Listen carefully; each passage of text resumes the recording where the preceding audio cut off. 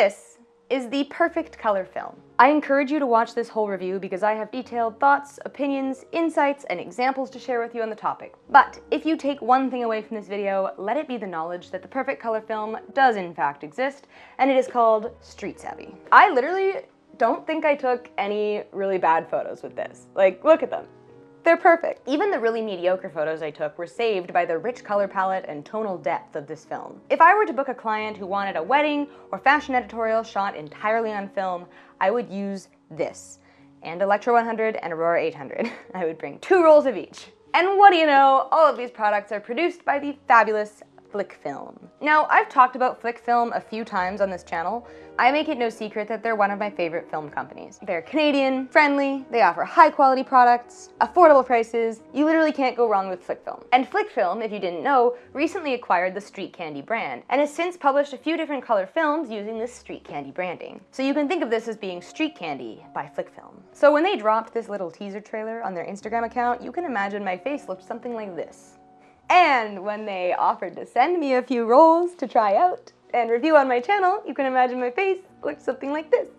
And it also looked like this when I got my results back because these babies are beautiful. So, in today's video, I'm going to tell you all about the film. We'll go over specs, what it is, what it costs, etc. And then we'll talk about my experience shooting with this film. What I tried, what worked better, and finally, I'll share some speculation on what this film actually is. We'll get into some conjecture, if you would, so stay tuned for that. And as you're watching today's video, you may feel inspired to engage with the content, and that would be fantastic. You can like the video, give it a little like, that'd be great. You can also subscribe to my channel to get new videos every other week on photography-related topics, just like this one, and you can also leave a comment letting me know what you think of this film, so do consider any one of those, or all of them. You can do all of them. Anyway, without further ado, let's jump right in and talk about specs.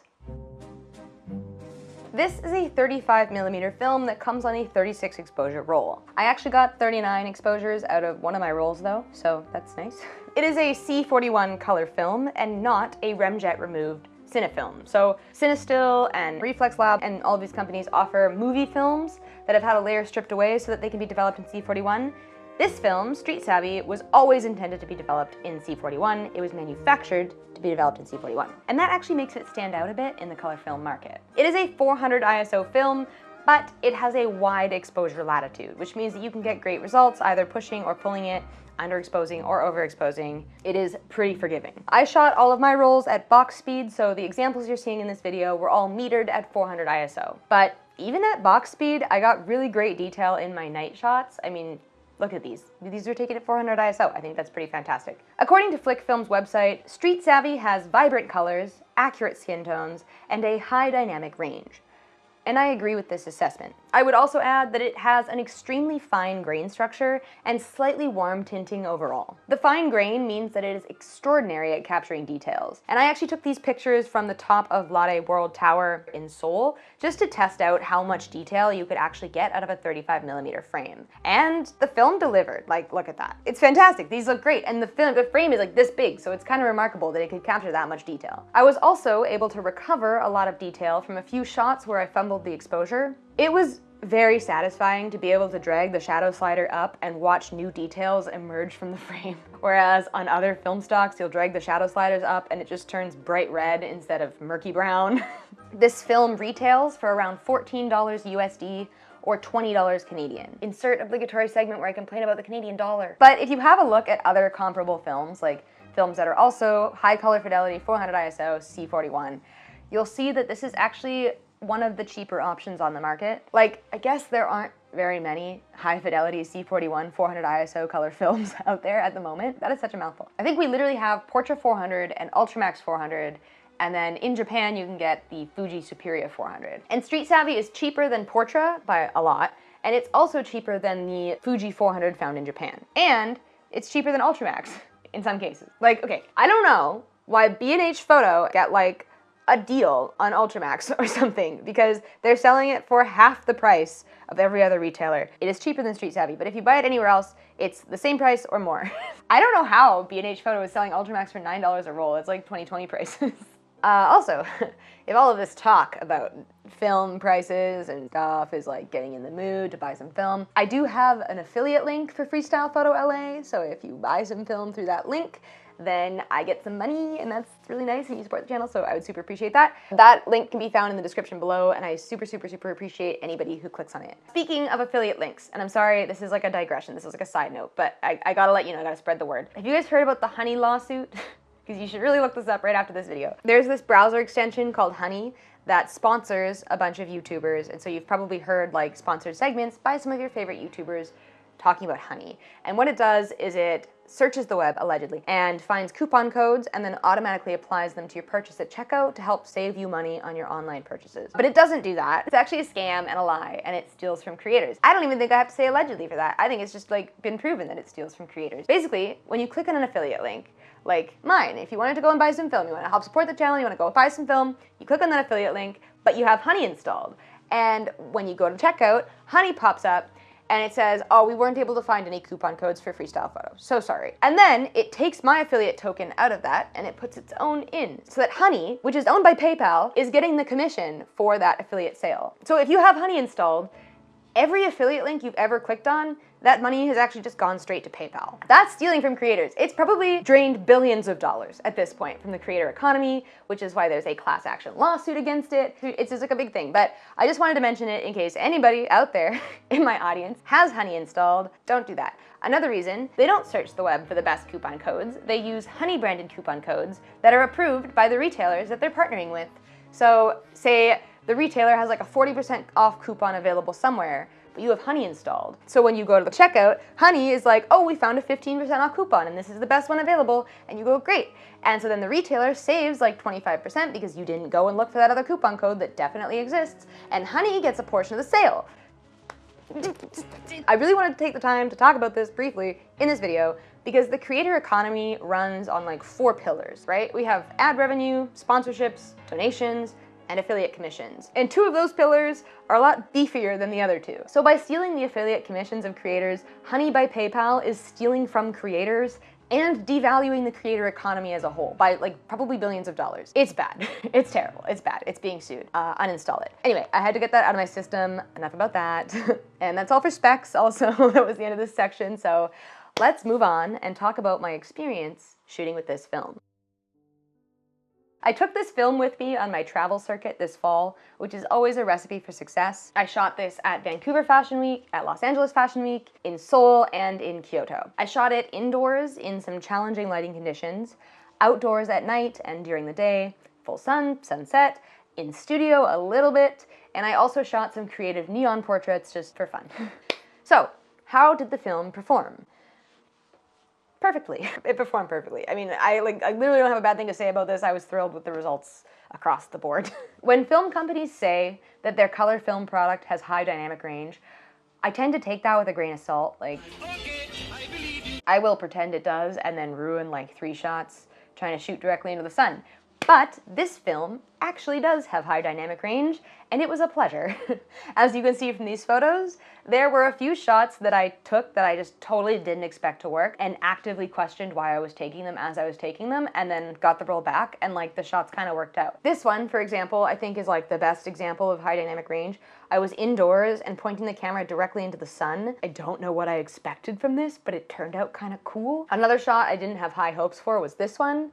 A dark alleyway lit by extremely bright sunlight. But like, look, you can see detail in both the extremely bright morning sun and the dark alleyway.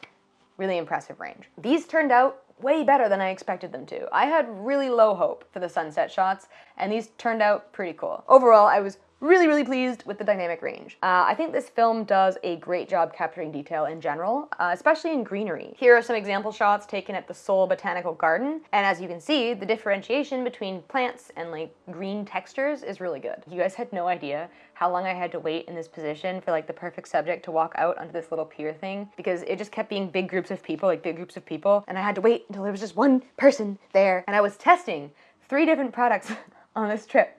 So as soon as this person walked out onto the pier, I just started like cycling feverishly through the different cameras. In addition to great dynamic range and detail, this film is also really good for low light photography. Like, I think out of the 4 rolls that I shot, I probably shot like a roll and a half just in kind of low light and questionable lighting conditions. And I was really impressed with the results across the board. I spent almost an entire roll on low light creative portraiture, both in studio and outside. Partly I did this so that I could show you cool examples, and partly I did this because it's mid-January and I haven't taken any creative photography in almost a month. So I needed it to like fuel my soul and help wake up the slumbering spirit of creativity that's a withered husk within my wintered, addled mind. You know, luckily I have a hot model friend who works irregular hours who's always keen to come out for some spur-of-the-moment photography. Really appreciate that, because it makes life so much easier when you just have to get those creative spirits running. That creative spirit. I don't want to say creative juice is flowing. I think it's weird when people say that. But I also have a hot model mom. Look at her. She's 72 this year and she doesn't look a day over 60. And she helped me out with some creative studio portraits a few weeks ago. So we got a lot of great low light creative portraits here, and I was extremely impressed with how the film performed. Like honestly, for this level of lighting, you could shoot Aurora 800 or Street Savvy 400 interchangeably. I was just as impressed with this film's low light performance as I was with Aurora 800. And if you recall, I spoke extremely highly of Aurora 800 as well. Here's a comparison of how each film looked in the same location. I was shooting the Street Savvy at f1.8, shutter speed 1/125th of a second. So I wasn't even like taking risks with the shutter speed, right? And the photos still came out beautifully lit. I want to do more of these portraits. They were really fun. The detail is still extremely intact, even in the dark. The skin tones are nice despite weird lighting conflicts. The colors are vibrant, and the shadows are jewel toned and not murky, which is like a really high up on my list of things that I look for in a quality color film. If you're curious about how I lit some of these shots, I do use this like LED bar thing, and the fun effects that you see in some of them are made using the Psycho black hole filter from SZ Filters, which was very fun to play with, and I will be reviewing that on my channel at some point. And now you may notice that a lot of these photos are multiple exposures. And you may be thinking, wow, Yvonne, how did you take those fabulous photos? I've been trying out a lot of weird techniques with double exposures, like this kind of layered look.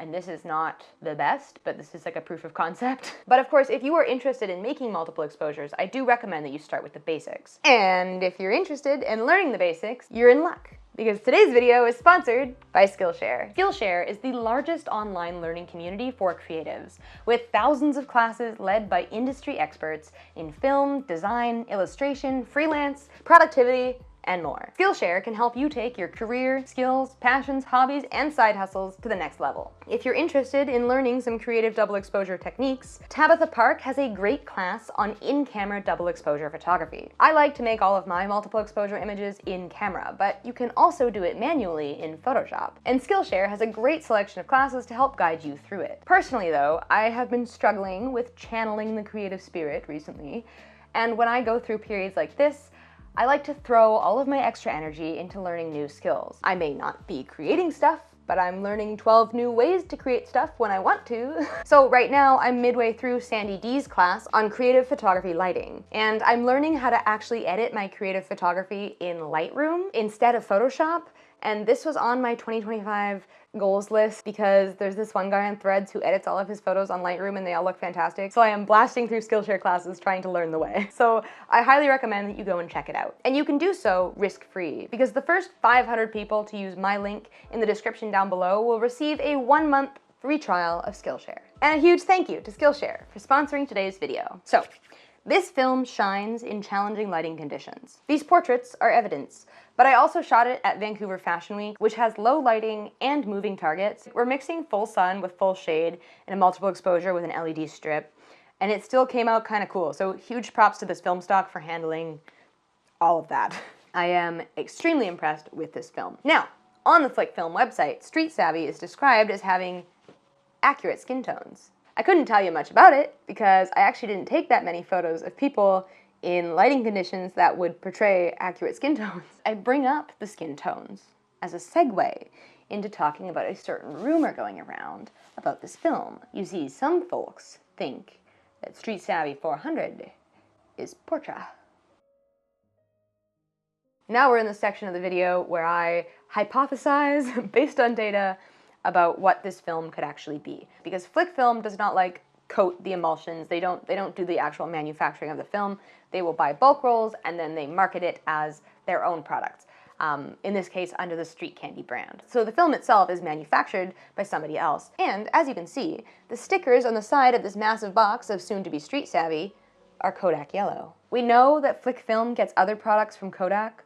I've talked about Aurora 800 and Electra 100 on this channel a few times. And we also know that this is not a Remjet removed Cinefilm, because when Flick Film released this teaser trailer video, they included this caption, which makes it abundantly clear that this is not a Remjet removed Cinefilm. So, a C41 color film made by Kodak at 400 ISO really narrows the possibilities of what this film could be. Basically, it is either Portra 400 or Ultramax. And I actually have never shot either, so I couldn't tell you. I know, I'm sorry. But I still have a bit of insight to share, so stay with me. Back in the summer, I got together with a few of my film bros, and we tested out a few 800 ISO Kodak films to see if they were actually all the same thing. If you haven't seen that video, go check it out. It's definitely one of my favorite ones on this channel, and the film bros are great bros, so go check them out too. But for this video, we were testing the thesis that all of Kodak's 800 ISO film stocks were actually the same emulsion, and that they're just marketing the same thing in a bunch of different ways. So we shot all of these films side by side in the same camera using identical lighting conditions, and we discovered that they are actually all different. There are small differences between the films. We tested Lomo 800, Portra 800, and the 800 ISO color film that comes in the Kodak FunSaver disposable cameras. We discovered that Portra 800 actually has a thicker plastic base than the other two. Our conclusion was a bit of conjecture. I suspect that they all have the same emulsion, but different grades of plastic backing, which accounts for the very, very slight difference in color toning that we saw, and would also make Portra a slightly higher grade version of the same product. Because it just seems unlikely that they have that many 800 ISO emulsions, right? I don't know. So I assume that Portra 400 and Portra 800 have the same higher grade plastic backing. And I would also assume that Ultramax 400 would have the thinner plastic backing that like Lomo 800 has, I assume. So it would be really easy to tell what Street Savvy is if you had negatives from both Ultramax 400 and Portra 400 and compare the thickness of those two stocks with the thickness of Street Savvy. And it would be great if I had negatives from either of those stocks, but I don't, unfortunately. There's definitely some science that could be done here. If you've shot all three films, go and get your negatives and then compare them and then let us know in the comments. Until then, it remains a mystery. But either way, you're getting a fantastic film stock at a great price from a great company. So go and get some Street Savvy, like seriously.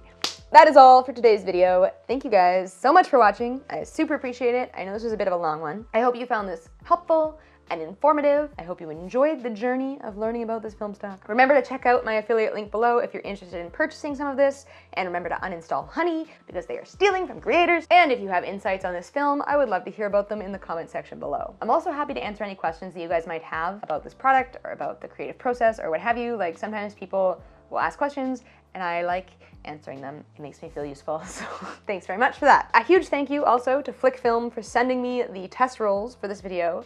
I had a great time with them. And a huge thank you to Skillshare for sponsoring today's video. Thanks all around. And a huge thank you to you guys for sticking around and watching. I'll see you guys in like a week or two with a new video, and in the meantime, I want you to stay sharp and don't forget to keep shooting. Bye guys.